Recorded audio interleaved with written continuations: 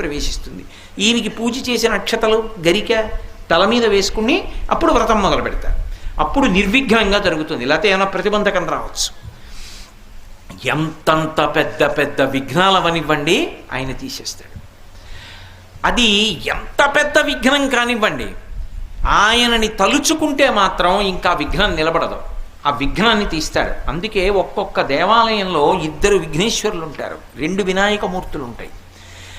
ఒక శివాలయంలో ఒక శివలింగమే ఉంటుంది, ఒక్కొక్క శివాలయంలో 1 కన్నా ఎక్కువ శివలింగాలు ఉంటాయి. అప్పుడు ప్రదక్షిణంలో పానవట్టం దాటచ్చు.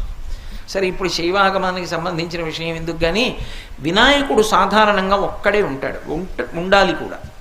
కొన్ని చోట్ల ప్రత్యేక సందర్భాలలో ఇలా ఎందుకు పెట్టారండి అని మీరు అడిగారు అనుకోండి, వాళ్ళు చెప్పలేరు. కానీ ఒక్కొక్క చోట ఒక్కొక్క ప్రత్యేక సందర్భంలో 2 వినాయకులు ఉంటారు. 2 వినాయకుల్ని ఎందుకు ప్రతిష్ఠ చేస్తారంటే